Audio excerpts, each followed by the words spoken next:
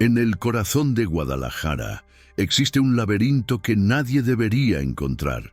30 metros bajo las calles del centro histórico, donde el ruido de los mercados y el tráfico se desvanece en un silencio ancestral, hay túneles que no figuran en ningún mapa oficial. Y en uno de ellos, en marzo de 2023, un equipo de mantenimiento del sistema de drenaje encontró algo que la ciudad había enterrado deliberadamente 32 años atrás. Lo que descubrieron no eran solo cuerpos. Era una verdad tan perturbadora que obligó a las autoridades a reescribir la versión oficial de uno de los casos más oscuros de la década de los 90. Esta es la historia de 3 personas que desaparecieron sin dejar rastro en 1991 y de cómo un hallazgo subterráneo reveló que todo lo que nos dijeron fue mentira. La ciudad de Guadalajara nunca habla de sus túneles. Existen referencias vagas en archivos coloniales, menciones dispersas en documentos del siglo XIX, pero ningún registro completo, ningún plano oficial.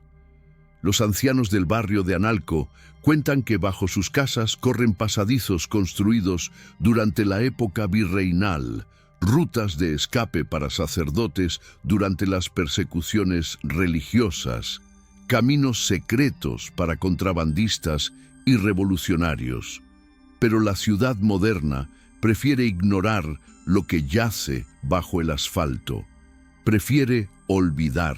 Y hay razones para ese olvido.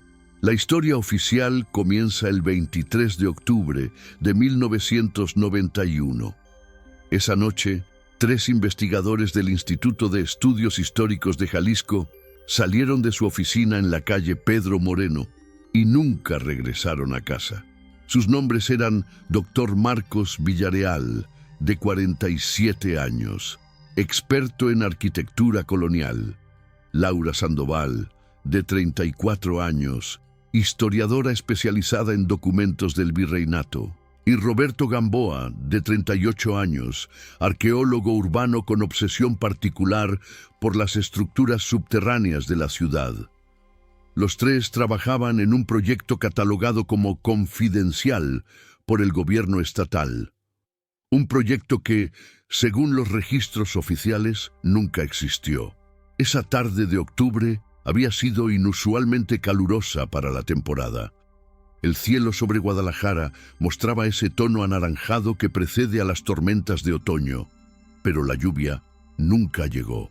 En la oficina del instituto, ubicada en un edificio del siglo XVIII, con paredes de cantera rosa y pasillos que olían a papel viejo y humedad, los 3 investigadores trabajaban hasta tarde.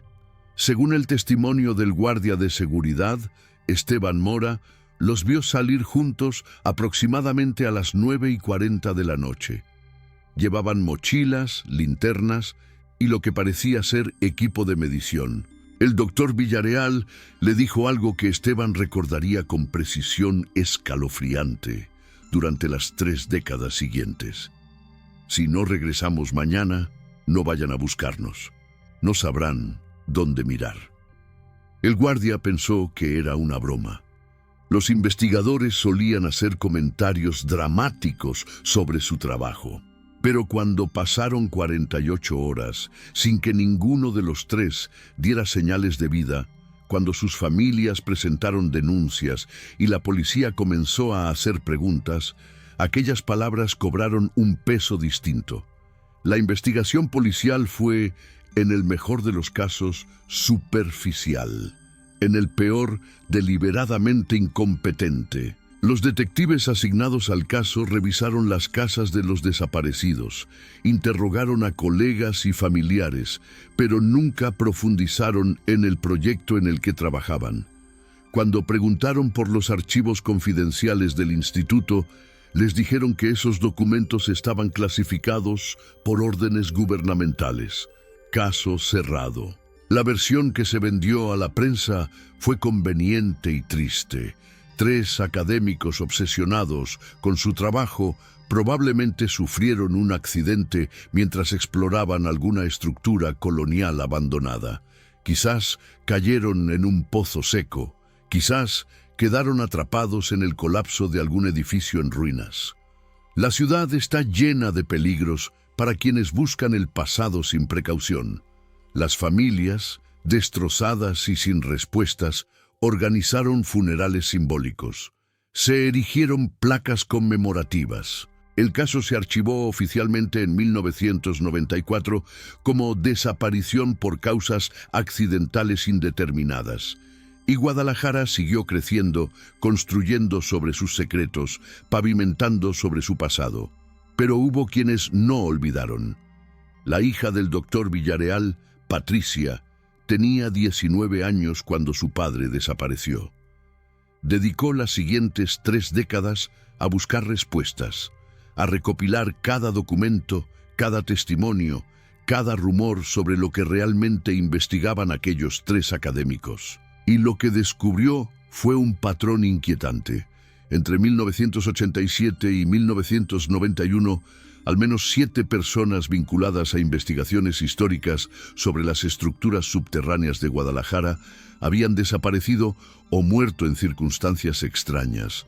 Accidentes de tráfico inexplicables, suicidios súbitos, desapariciones sin resolver, como si algo o alguien no quisiera que ciertos secretos salieran a la luz. Si te interesan los misterios que el gobierno prefiere mantener enterrados, suscríbete a Ecos del Silencio, porque esta historia apenas comienza y lo que encontraron 30 metros bajo tierra es más perturbador de lo que imaginas. Los registros del Instituto de Estudios Históricos que Patricia logró obtener mediante solicitudes de transparencia revelaron fragmentos de verdad entre tanta censura. El proyecto clasificado en el que trabajaban su padre y sus colegas tenía un nombre en clave: Operación Memoria Subterránea.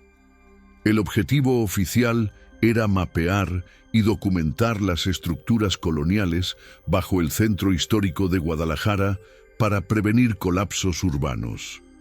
Pero había algo más. En los márgenes de documentos parcialmente redactados, Patricia encontró referencias a hallazgos anómalos, estructuras precoloniales de origen indeterminado y necesidad de contención informativa por razones de seguridad nacional.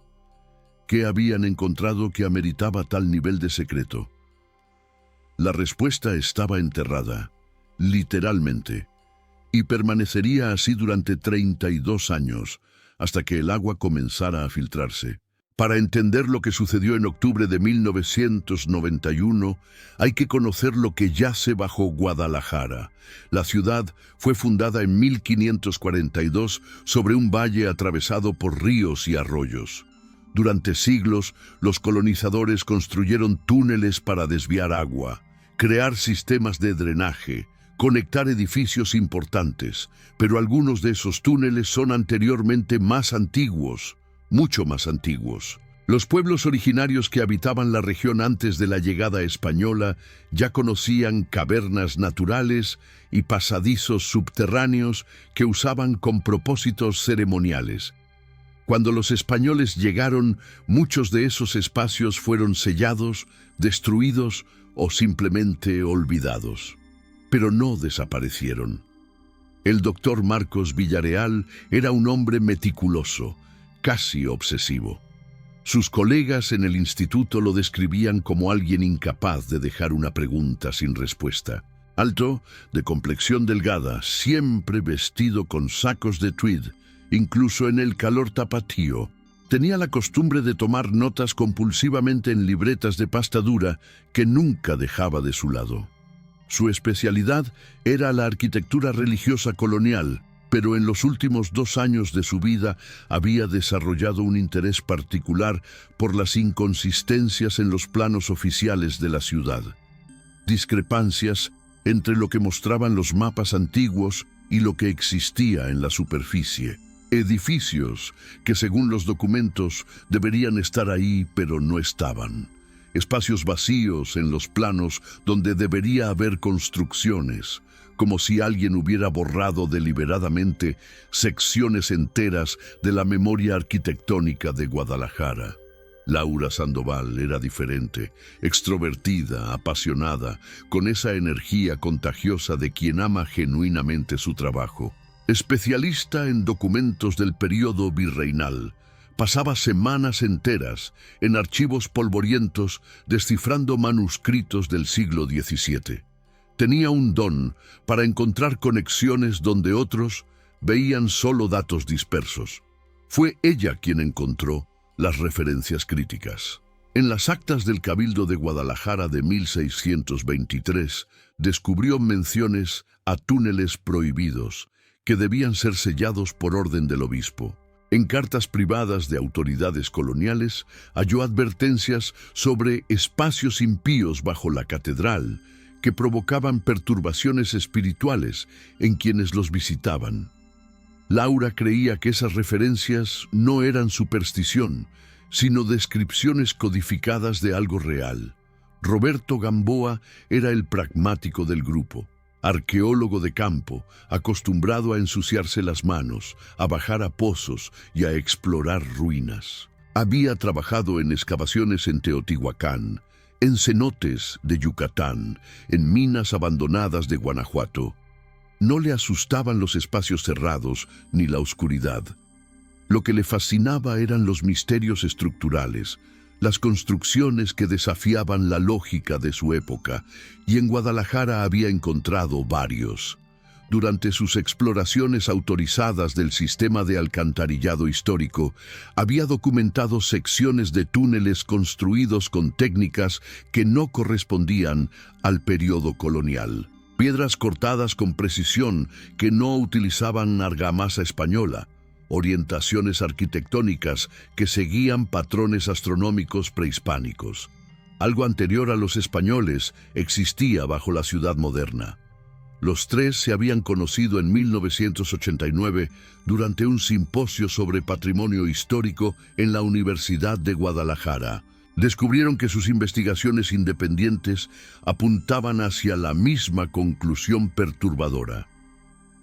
Bajo el centro histórico de Guadalajara existía una red de estructuras subterráneas mucho más extensa y antigua de lo que nadie quería admitir. Y alguien, en algún momento de la historia, había decidido que esa información debía mantenerse oculta. Comenzaron a trabajar juntos de manera informal, compartiendo hallazgos, cruzando datos. Pero cuando presentaron sus conclusiones preliminares al director del Instituto de Estudios Históricos, la respuesta fue inesperada. En lugar de escepticismo o indiferencia, hubo interés inmediato, demasiado interés. A las 2 semanas fueron convocados a una reunión con funcionarios del gobierno estatal. Les ofrecieron financiamiento generoso para una investigación oficial, pero había condiciones. Todo sería clasificado. No podrían publicar nada sin autorización. No podrían hablar públicamente del proyecto. Firmarían acuerdos de confidencialidad. Marcos, Laura y Roberto aceptaron. Pensaron que era la única manera de obtener acceso real a los túneles, de realizar excavaciones oficiales, de resolver finalmente el misterio. No entendieron que estaban siendo utilizados, que alguien necesitaba saber exactamente qué habían descubierto y hasta dónde llegaba su conocimiento, que eran esencialmente ratones de laboratorio en un experimento cuyo propósito desconocían. Durante los siguientes 18 meses, de marzo de 1990 a octubre de 1991, el equipo realizó más de 40 exploraciones documentadas del subsuelo de Guadalajara. Catalogaron túneles coloniales, identificaron secciones de acueductos antiguos, mapearon cavernas naturales. Pero también encontraron cosas que no encajaban en ninguna categoría conocida. Una cámara circular de 12 metros de diámetro, tallada en roca sólida, con símbolos que no correspondían a ninguna cultura mesoamericana registrada. Un pasadizo que descendía en espiral durante más de 50 metros hasta llegar a una puerta de piedra sellada con lo que parecía ser plomo fundido. escalinatas que llevaban a cámaras inundadas donde el agua tenía una temperatura constante de exactamente 18 grados, independientemente de la temporada.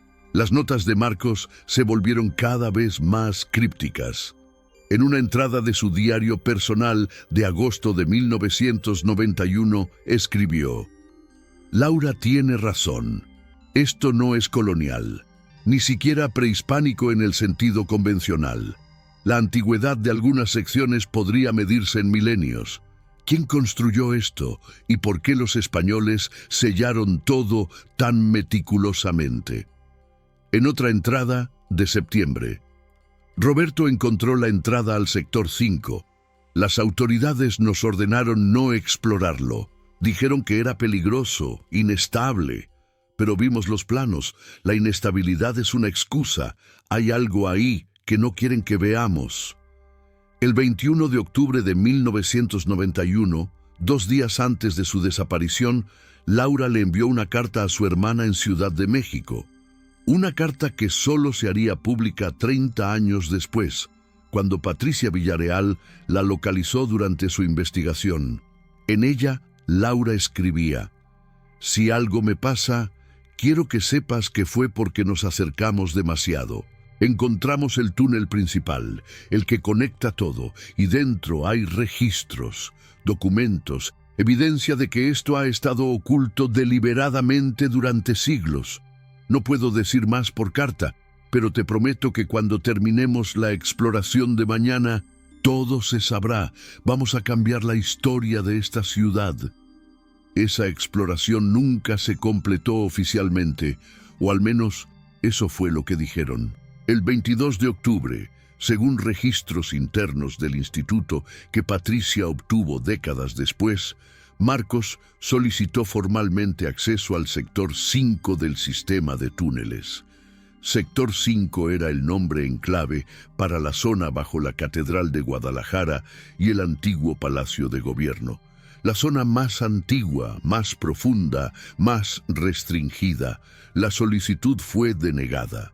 Pero esa misma tarde, el guardia de seguridad del instituto vio a los 3 investigadores revisando mapas, preparando equipo, hablando en voz baja con la urgencia de quienes han decidido cruzar una línea prohibida. La mañana del 23 de octubre de 1991 amaneció con niebla. Una niebla densa y poco común para Guadalajara, que envolvió el centro histórico en una bruma grisácea que hacía que los edificios coloniales parecieran flotar en un mundo intermedio entre lo sólido y lo fantasmal. Patricia Villarreal, entonces una estudiante universitaria, recordaría ese día con claridad dolorosa. Su padre había salido temprano de casa, más temprano de lo habitual. Ella lo escuchó en la cocina, preparando café, hablando por teléfono en voz baja. Cuando bajó a despedirse, lo encontró revisando documentos que rápidamente guardó en su mochila. ¿Todo bien, papá?, preguntó. Él sonrió, pero era una sonrisa tensa, preocupada. Todo va a estar bien, hija. Esta noche tendremos respuestas. En el Instituto de Estudios Históricos, el ambiente era extraño. Varios colegas notaron que Marcos, Laura y Roberto parecían nerviosos, expectantes. Cancelaron reuniones, evitaron conversaciones largas. Estaban esperando algo, o preparándose para algo. A las 3 de la tarde, Laura recibió una llamada en el teléfono de la oficina. Habló durante menos de 1 minuto, colgó y les hizo una seña a sus compañeros. Era hora. Nadie supo exactamente qué sucedió en las siguientes 6 horas. Oficialmente, los 3 investigadores se quedaron trabajando en sus respectivos escritorios hasta las 9 de la noche. Pero testimonios contradictorios de personas que transitaban por el centro histórico esa tarde sugieren otra cosa. Un comerciante de la calle Morelos declaró haber visto a 3 personas con linternas entrando a un edificio abandonado cerca de la catedral alrededor de las 5 de la tarde. Una anciana que vivía frente al antiguo Palacio de Gobierno Juró haber escuchado voces provenientes de una alcantarilla alrededor de las 7 de la noche. Un taxista aseguró haber recogido a 3 pasajeros cerca del Mercado Corona a las 8:30, llevándolos de regreso al instituto. Todos estos testimonios fueron desestimados por la policía como confusión de fechas o casos de identidad equivocada. Lo que sabemos con certeza es que a las 9:40 de la noche, Esteban Mora, el guardia de seguridad, los vio salir juntos del instituto. Llevaban mochilas más pesadas que en la mañana, equipo adicional. Marcos le dijo esas palabras que nunca olvidaría. Si no regresamos mañana, no vayan a buscarnos, no sabrán dónde mirar. Esteban pensó que era otro de esos comentarios dramáticos típicos de académicos. Les deseó buena noche. Los vio alejarse por la calle Pedro Moreno, sus siluetas desapareciendo en la niebla que aún no se disipaba completamente. 3 testigos diferentes, que nunca se conocieron entre sí y que solo fueron localizados años después por investigadores independientes, reportaron haber visto a 3 personas con linternas cerca de la entrada de alcantarillado en la calle Hidalgo, frente a la Plaza de Armas, alrededor de las 10 de la noche. Uno de ellos, un vigilante nocturno de un banco cercano, recordaba haberlos visto levantar una tapa de registro del drenaje y descender con cuerdas y linternas. Pensó que eran trabajadores municipales realizando mantenimiento nocturno. No reportó nada porque no le pareció inusual. Esa fue la última vez que alguien vio con vida a Marcos Villareal, Laura Sandoval y Roberto Gamboa. 48 horas después, cuando ninguno de los 3 apareció en sus trabajos, cuando sus familias comenzaron a llamar frenéticamente, cuando quedó claro que algo terrible había sucedido, la investigación policial se activó con una lentitud sospechosa. Los primeros detectives asignados al caso no visitaron el instituto hasta el 27 de octubre, 4 días después de la desaparición. No solicitaron los registros de las exploraciones subterráneas. No interrogaron extensivamente a los colegas sobre el proyecto clasificado. Cuando preguntaron por acceso a los archivos confidenciales, el director del instituto, el doctor Ernesto Salazar, les informó que esos documentos estaban bajo jurisdicción estatal y que necesitarían una orden judicial especial para revisarlos. Orden que nunca llegó. La búsqueda oficial se centró en superficies. Revisaron parques, terrenos baldíos, edificios abandonados. Enviaron buzos al río San Juan de Dios. Interrogaron a conocidos, revisaron cuentas bancarias, investigaron posibles enemigos o amantes despechados. Todo lo predecible, todo lo superficial. Pero nunca, ni una sola vez durante la investigación oficial, bajaron a los túneles. Nunca exploraron el sistema de drenaje histórico. Nunca buscaron en el único lugar donde los desaparecidos habían pasado 18 meses de su vida profesional. Las familias exigieron que se explorara el subsuelo. Patricia, la hija de Marcos, junto con el esposo de Laura y la madre de Roberto, contrataron a un abogado para presionar a las autoridades. Presentaron las notas parciales que encontraron en las casas de los desaparecidos, las referencias a exploraciones de túneles, las menciones al sector 5. La respuesta oficial fue clara y perturbadora. Explorar los túneles bajo el centro histórico representaba riesgos estructurales para edificios patrimoniales. Se necesitarían permisos especiales, estudios de impacto, coordinación con múltiples dependencias. Todo eso tomaría meses, quizás años. Y para entonces, francamente, si los desaparecidos estaban en los túneles, ya no habría nada que rescatar. Fue una manera cruel de decir, están muertos, déjenlo ir. Pero Patricia no lo dejó ir. Durante los siguientes 32 años, se convirtió en una investigadora obsesiva del caso de su padre. Estudió ingeniería civil para entender la estructura subterránea de la ciudad. Aprendió a interpretar planos arquitectónicos coloniales. Solicitó mediante transparencia cada documento relacionado con la operación Memoria Subterránea. La mayoría le fueron negados por razones de seguridad nacional, una justificación absurda para un proyecto de investigación histórica. Los pocos documentos que obtuvo estaban tan censurados que eran prácticamente ilegibles, páginas enteras cubiertas de tinta negra. Pero encontró patrones. Descubrió que en 1992, justo meses después de la desaparición de los 3 investigadores, el gobierno estatal selló permanentemente varias entradas al sistema de túneles bajo el centro histórico. Oficialmente, por razones de seguridad estructural. Encontró que el sector 5, el área bajo la catedral y el antiguo palacio, fue declarado zona de riesgo extremo y se prohibió permanentemente cualquier tipo de exploración, incluso para mantenimiento. Descubrió que el Instituto de Estudios Históricos recibió una inyección masiva de fondos federales en 1993, con la condición de que todo el material relacionado con estructuras subterráneas fuera transferido a archivos militares. Alguien estaba enterrando evidencia, literalmente y metafóricamente. Patricia también localizó a otros investigadores que habían trabajado en temas similares. Todos reportaban lo mismo: intimidación sutil, amenazas veladas, obstáculos burocráticos insuperables cuando intentaban estudiar los túneles de Guadalajara. Un geólogo que en 1995 solicitó permiso para mapear las cavernas naturales bajo la ciudad, recibió una visita de agentes federales advirtiéndole que su investigación podría comprometer la seguridad nacional.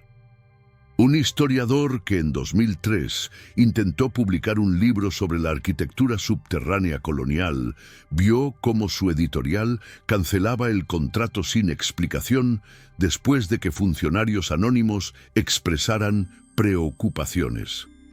El mensaje era claro: lo que está bajo Guadalajara debe permanecer oculto, pero los secretos, por más profundo que se entierren, tienen una forma de salir a la superficie. Y en marzo de 2023, 32 años después de que 3 investigadores desaparecieran en un túnel, el agua comenzó a filtrar la verdad. El invierno de 2023 fue inusualmente lluvioso en Guadalajara. Febrero y marzo trajeron precipitaciones que superaron los promedios históricos en un 40%. El sistema de drenaje de la ciudad, una mezcla caótica de infraestructura moderna, tuberías del siglo XX y canales coloniales todavía funcionales, comenzó a mostrar signos de saturación. Inundaciones menores en calles del centro, filtraciones en sótanos de edificios históricos y, algo más preocupante, socavones, pequeños colapsos del pavimento que revelaban vacíos bajo las calles. El 16 de marzo, un equipo de mantenimiento del Sistema Intermunicipal de Agua Potable y Alcantarillado fue enviado a investigar una filtración reportada en la calle Hidalgo, justo frente a la Plaza de Armas. El agua estaba brotando de una grieta en el pavimento, fluyendo con presión inusual. Al excavar para localizar la tubería rota, encontraron algo inesperado. La filtración no venía de una tubería moderna. Venía de más abajo, mucho más abajo. Expandieron la excavación. A 3 metros de profundidad encontraron lo que parecía ser una bóveda colonial de ladrillo. Pero cuando rompieron parcialmente la bóveda para evaluar los daños, descubrieron que no era un simple canal de agua, era la entrada a un túnel. Un túnel amplio, de aproximadamente 2 metros de altura, construido con piedra cortada con precisión. Y ese túnel se extendía en dirección este, directamente bajo la Catedral de Guadalajara.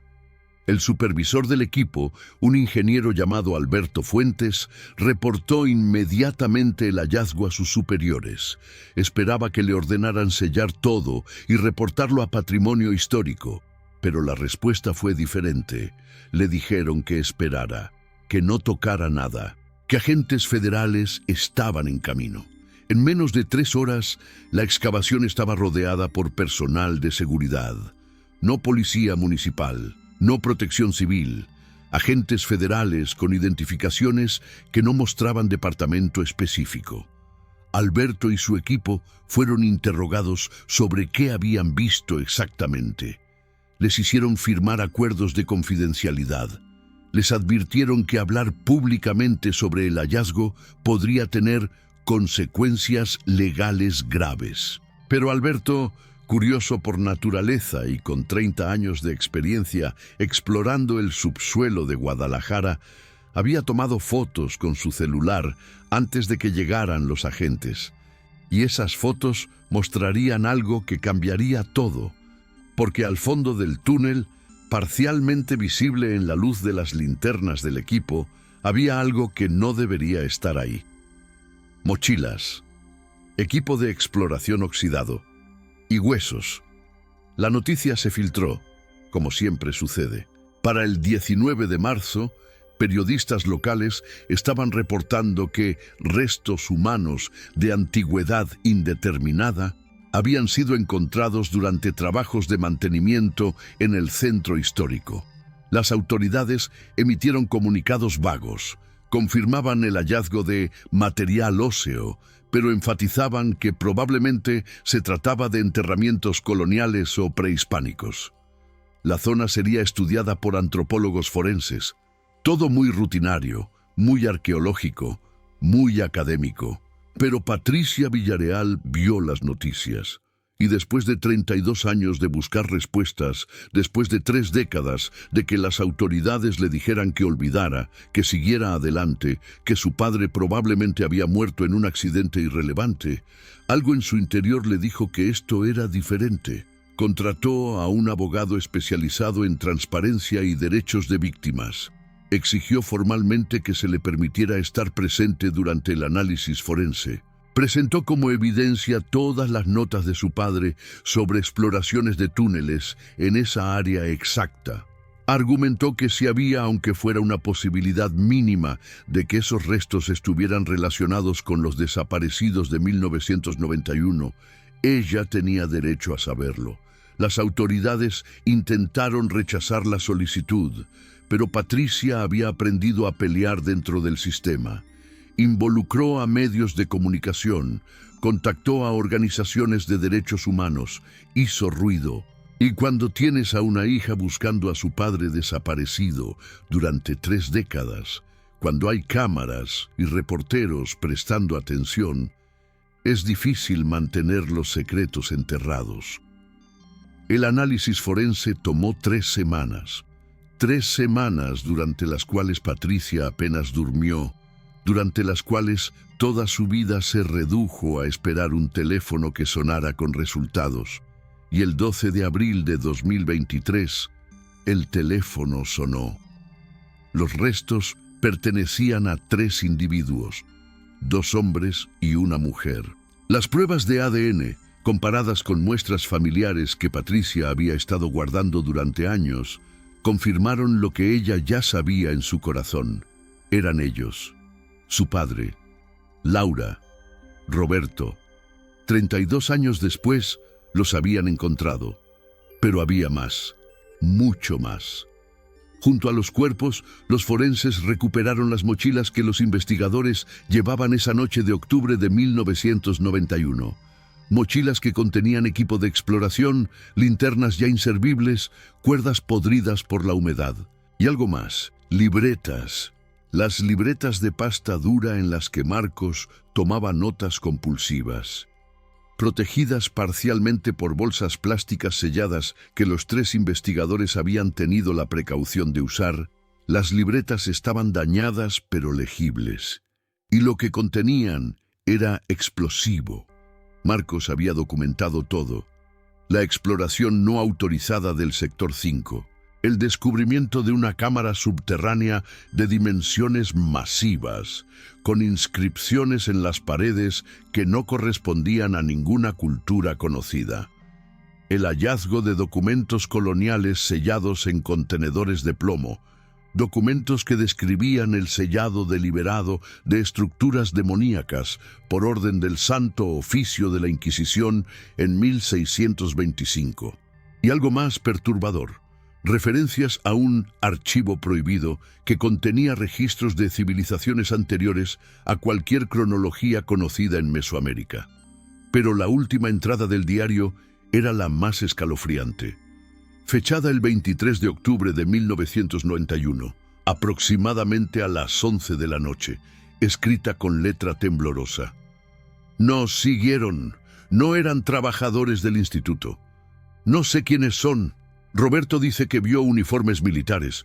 Nos están acorralando en la cámara principal. Laura está intentando fotografiar los documentos antes de que nos alcancen.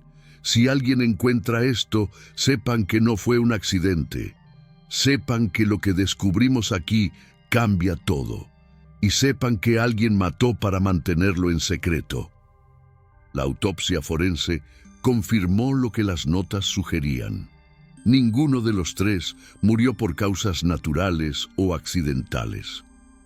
Marcos Villarreal presentaba fractura craneal consistente con trauma contundente. Laura Sandoval mostraba daños en vértebras cervicales consistentes con estrangulamiento. Roberto Gamboa tenía una costilla rota que había perforado un pulmón. Los tres habían sido asesinados y sus cuerpos habían sido dejados en el túnel, sellado posteriormente, enterrados junto con los secretos que habían descubierto. La revelación fue un escándalo nacional. No solo por el asesinato de 3 investigadores, sino por las implicaciones de encubrimiento gubernamental durante más de 3 décadas. Funcionarios actuales y retirados fueron convocados a declarar. Se abrieron investigaciones sobre quién había ordenado sellar los túneles en 1992, quién había clasificado los documentos de la Operación Memoria Subterránea, quién había sabotajeado la investigación policial original. Pero las respuestas llegaron despacio, diluidas en burocracia, perdidas en jurisdicciones confusas entre autoridades estatales y federales. Los archivos cruciales habían desaparecido de repositorios gubernamentales. Los funcionarios de 1991 estaban muertos, retirados o convenientemente sin memoria de eventos específicos. El director del instituto en aquella época, Ernesto Salazar, había fallecido en 2015. El gobernador estatal de 1991 vivía en el extranjero y se negaba a dar declaraciones. Y los documentos que Marcos, Laura y Roberto supuestamente fotografiaron en la cámara subterránea nunca fueron encontrados. Las cámaras que llevaban esa noche no estaban entre los objetos recuperados junto a sus cuerpos. Alguien, en algún momento, había descendido a ese túnel después de matarlos y había recuperado las evidencias más importantes. Patricia Villarreal, después de 3 décadas de búsqueda, finalmente tenía respuestas, pero eran respuestas que generaban más preguntas. ¿Qué había exactamente en esa cámara subterránea que ameritaba asesinato? ¿Qué secretos contenían esos documentos coloniales? ¿Y quién, en el gobierno o fuera de él, tenía tanto poder como para mantener un encubrimiento durante más de 30 años? El túnel donde fueron encontrados los cuerpos fue sellado nuevamente después de la investigación forense, oficialmente por razones de seguridad estructural. La cámara principal que Marcos mencionaba en sus notas nunca fue localizada formalmente, o al menos eso dicen los reportes oficiales. El sector 5 bajo la Catedral de Guadalajara permanece clasificado como zona de acceso prohibido.